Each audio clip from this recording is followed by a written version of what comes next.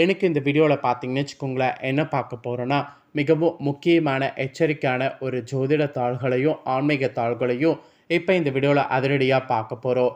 அதிரடியாக பார்க்கறதுக்கு முன்னாடி எதை பற்றிய தாள்களை பார்க்க போகிறோங்கிறத ஃபஸ்ட்டு இன்ட்ரோ மூலிமா ஷேர் பண்ணுறேன்.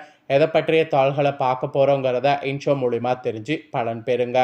வரக்கூடிய ஏப்ரல் மாதம் மிகவும் முக்கியமான ஒரு தேதியானது வருது. அது என்னன்னா ஏப்ரலுடைய 27ஆம் தேதி. ஏப்ரலுடைய 27ஆம் தேதி தமிழ் மாதத்தில் விஸ்வாச வருடத்துடைய முதல் மாதமான சித்திரையுடைய 14ஆம் நாள். கிழமை ஞாயிற்றுக்கிழமை. இந்த நாள் ஒரு சாதாரணமான நாள் கிடையாது. மிகவும் எச்சரிக்கையான ஒரு நாள் என்று சொல்லலாம். அப்படி என்ன எச்சரிக்கையான நாள் அப்படின்னு கேட்குறீங்களா? இந்த நாளில் பார்த்தீங்கன்னு வச்சுக்கோங்களேன், அமாவாசையானது வருது. வரக்கூடிய இந்த அமாவாசை சாதாரணமாக வரக்கூடிய அமாவாசை கிடையாது. மிகவும் முக்கியமான எச்சரிக்கையான ஒரு அமாவாசை என்று சொல்லலாம். அப்படி என்ன மிகவும் முக்கியமான எச்சரிக்கையான அமாவாசை அப்படின்னு கேட்குறீங்களா? இந்த அமாவாசை சித்திரை மாதத்தில் வரக்கூடிய அமாவாசை. அதனால் இந்த அமாவாசை ஒரு எச்சரிக்கையான அமாவாசை என்று சொல்லலாம். இந்த அமாவாசையில் கிரகநிலைகளில் ஏற்படக்கூடிய மாற்றங்களால் ஒவ்வொரு ராசிக்காரங்களுக்கும் தலையெழுத்து மாறும். அப்படி மாறக்கூடிய தலையெழுத்தை அந்தந்த ராசிக்காரங்க தெரிஞ்சு பலனடையணுங்கிறதுனால ஒவ்வொரு ராசிக்காரங்களுக்கும் என்ன தலையெழுத்து மாறும் அப்படிங்கிறத ஷேர் பண்ணிகிட்ருக்கேன். அதில் இன்றைக்கி இந்த வீடியோவில் கடகராசி நேயர்களுக்கு ஷேர் பண்ண போகிறேன். கடகராசியில் பிறந்த நேயர்கள் உங்களோட ராசிக்கு இந்த அமாவாசையிலேருந்து என்ன மாதிரி தலையெழுத்து மாறுங்கிறத தெரிஞ்சுக்குங்க. இந்த அமாவாசை உங்களுக்கு சாதகமாக இருக்குமா பாதகமாக இருக்குமாங்கிறத தெளிவாக இந்த வீடியோவில் ஷேர் பண்ண போகிறேன். இந்த அமாவாசையிலேருந்து நீங்கள் என்ன தலையெழுத்து மாறுங்கிறத தெரிஞ்சுக்கிட்டு அதற்கேற்ப நடந்து பலன் பெறுங்க. கடகராசிக்காரங்க புனர்பூசம் 4ஆம் பாதம், பூஷம், ஆயில்யம் இந்த நட்சத்திரத்தில் பிறந்தவங்களுக்கு நான் சொல்லக்கூடிய கணிப்பு கரெக்டாக இருக்கும். ஸோ கடகராசிக்காரங்க இந்த நட்சத்திரத்தில் பிறந்தவங்க வீடியோவை ஸ்கிப் பண்ணாமல் ஃபுல்லாக பாருங்கள்.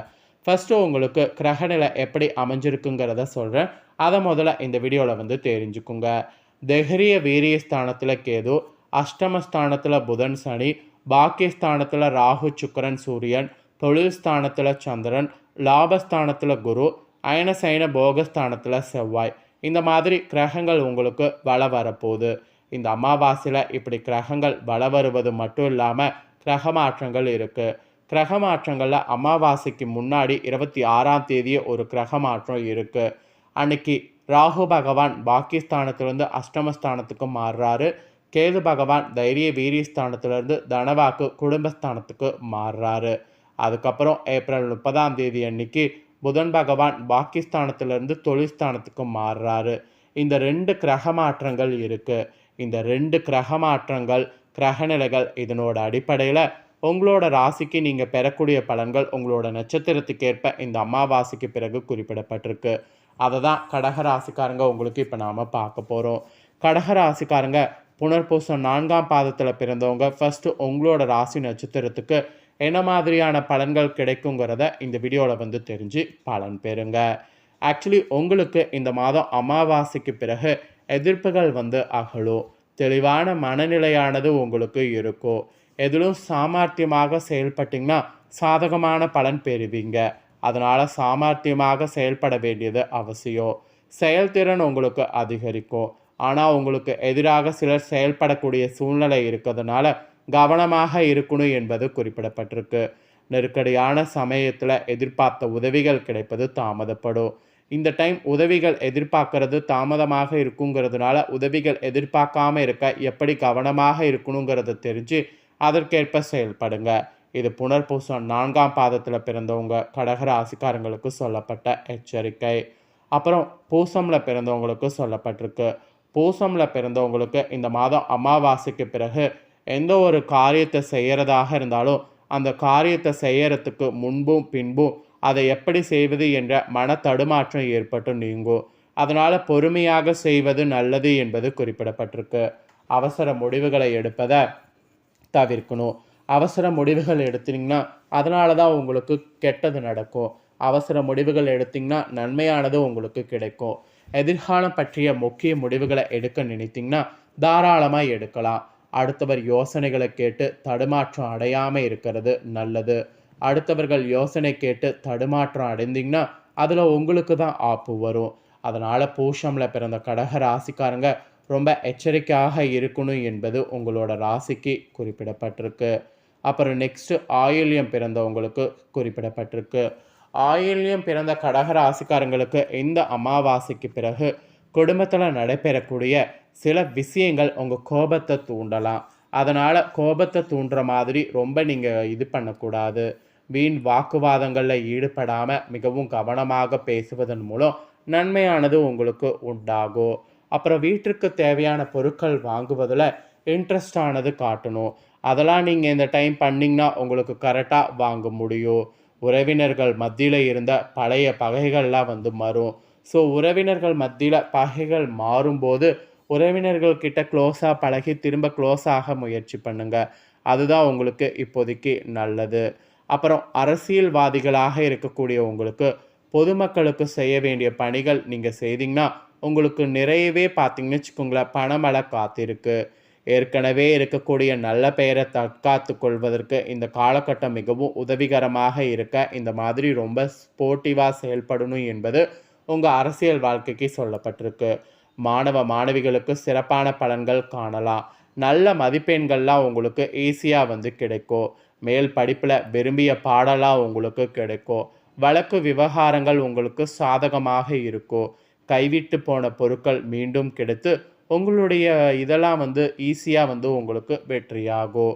அப்புறம் பெண்களுக்கு உங்களுக்கு அரசு மற்றும் தனியார் துறைகளில் பணிபுரியவர்களுக்கு சிறிது மந்த நிலம் காண்பீங்க. அது மட்டும் இல்லாமல் அரசிடம் கேட்டிருந்த கடனுதவிகள் மற்றும் வரவேண்டிய நிலுவைத் தொகைகள் எளிதாக உங்களுக்கு கிடைக்கும்.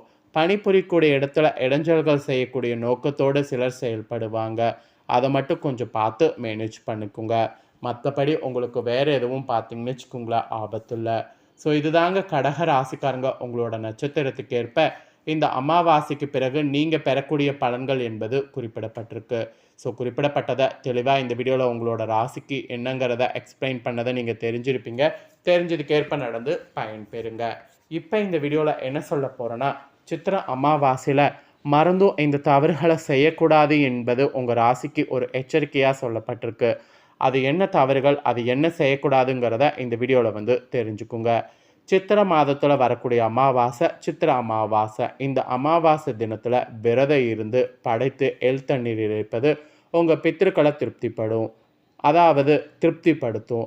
அதே சமயம் இந்த அமாவாசை என்று சில காரியங்கள் செய்யக்கூடாது என்பது உங்கள் ராசிக்கு சாஸ்திரங்களில் கூறப்பட்டிருக்கு. அதை தான் என்னங்கிறத சொல்ல போகிறேன்.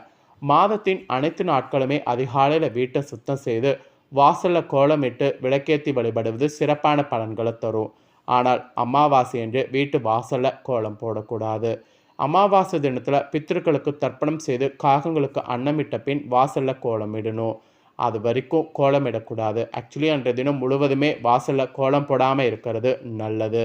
விநாயகருக்கு சதுர்த்தி, முருகனுக்கு சஷ்டி, பெருமாளுக்கு ஏகாதசி, பைரவருக்கு அஷ்டமி, பௌர்ணமிக்கு அம்பிகை, இதே போல் பித்திருக்களுக்கு அமாவாசை. அதனால தான் தினமும் இல்லாவிட்டாலும் அமாவாசை திதியில் மட்டுமாவது தான தர்மங்கள் செய்ய வேண்டும் என்பது குறிப்பிடப்படுது.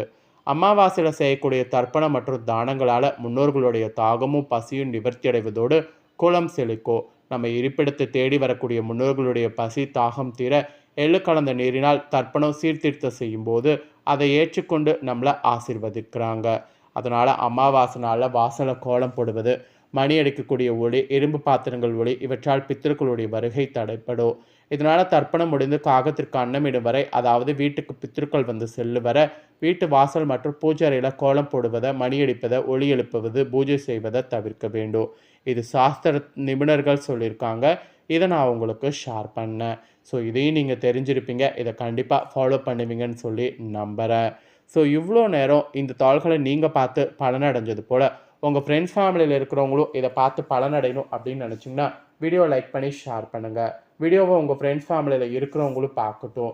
அவங்களும் கடக ராசிக்காரங்களாக இருந்தாங்கன்னா இந்த தாள்களை தெரிஞ்சு இதற்கேற்ப நடந்து பலனடையட்டும். நெக்ஸ்ட்டு நம்ம சேனலில் நிறைய முக்கியமான வீடியோலாம் போடப்படும்.